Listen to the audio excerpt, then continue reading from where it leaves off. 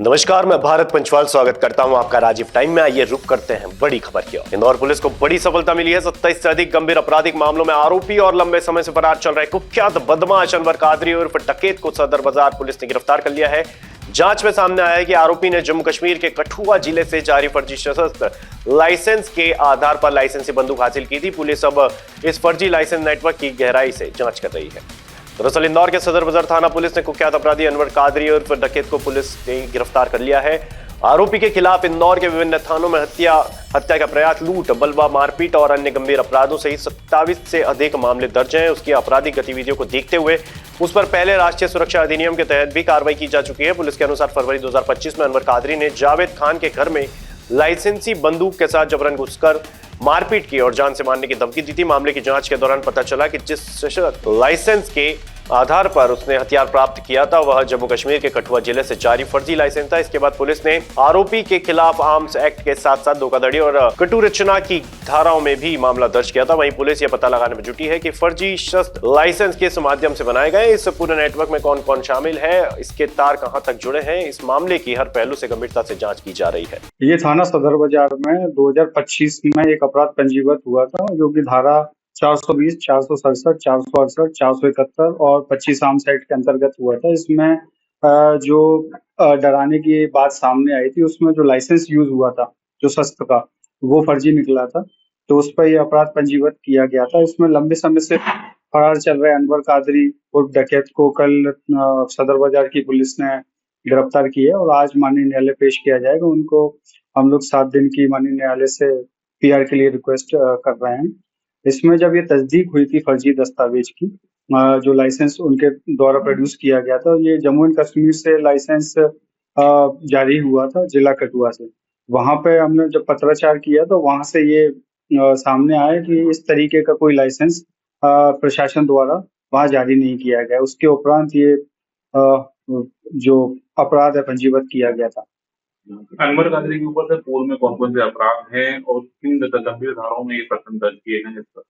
अनवर कादरी के ऊपर पूर्व में 27 कुल अपराध हैं, जो कि गंभीर किस्म के हैं, जैसे कि हत्या का प्रयास, ये फर्जी दस्तावेज, धोखाधड़ी, इस टाइप के प्रयास जो अपराध पंजीबद्ध हैं। उसको पूर्व में एनएसए भी हो चुके हैं और 129 जो भी एनएसए की कार्रवाई है वो भी डीसीपी कोर्ट द्वारा उनके अगेंस्ट की जा चुकी है। अभी हाल में उनके अगेंस्ट जिला बदर की कार्रवाई प्रचलित है। सर, इस केस में कितने समय से फरार? ये 2025 में अपराध पंजीबद्ध हुआ था, जब से करीब 1 सवा साल से फरार है। सर, ये जो इसमें दस्तावेज उपयोग किए गए थे, इससे लेकर के कुछ जानकारी आई कि कैसे बनाए गए थे, कहाँ से मिले थे और जम्मू कश्मीर क्यों चुना गया था? ये जो दस्तावेज हैं, ये दस्तावेज की हम लोगों ने तस्दीक कराई थी जिला कठुआ जम्मू एंड कश्मीर से ये जारी हुआ था। तो उसमें तस्दीक में ये सामने आया कि वहां से इस तरीके का जो शस्त्र है वो जारी नहीं हुआ है। अभी माननीय न्यायालय से पीआर लेंगे, उसके उपरांत इसकी पूरे दोबारा नए सिरे से इसकी जांच की जाएगी कि ये दस्तावेज किस तरीके से उन्होंने बनाए थे, कहाँ बनाए थे और ये जिला कठुआ का नाम कैसे आया, इसकी तस्दीक की जाएगी। ये अभी जेल में निवृत्त थे कुछ समय से, अभी 1-1.5 महीना पहले ही जेल से रिहा हुए हैं और उसके बाद ये लगातार इंदौर शहर से बाहर चल रहे थे। तो इसमें लगातार पुलिस इनका जांच कर रही थी कहाँ कहाँ से गिरफ्तार की? ये इंदौर शहर से गिरफ्तार। जो हथियार था सर, उसकी भी जांच की जाएगी। उसका उपाख्य नाम है, उसके व्यक्तित्व का परिचय देता है और लव जिहाद के मामले में तो उन पर प्रकरण दर्ज हुआ ही था। अब अवैध पिस्टल, ये मुद्दा भी जब मैं विधानसभा 3 में थी तब ये बहुत ही तत्परता से उठाया गया था। देर से ही सही पर न्याय तो मिलता ही है, अपराधी दंड पाता ही है। तो देश और प्रदेश की जनता निश्चिंत रहे, इस देश में संविधान सर्वोपरि है।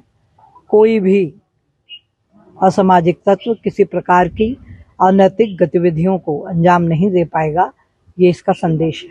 दीदी, एक बड़ा फेल्यूर इसमें नजर आता है क्योंकि कठुआ से लाइसेंस लिया गया और फिर मध्य प्रदेश में उसे उपयोग किया जा रहा था। लंबे समय तक पुलिस ने क्या इसकी निगरानी नहीं की? अब देखिए, षड्यंत्र तो ये है ही, कहीं ना कहीं कोई प्रशासन की कमजोर कड़ियां, कहीं न कहीं जनप्रतिनिधियों की कमजोर कड़ियां ऐसे अपराधियों को संरक्षण करती है, और उसी का ये परिणाम है कि इस प्रकार के लोग सिर उठाकर समाज को तकलीफ देते हैं। आप लोग निश्चित रूप से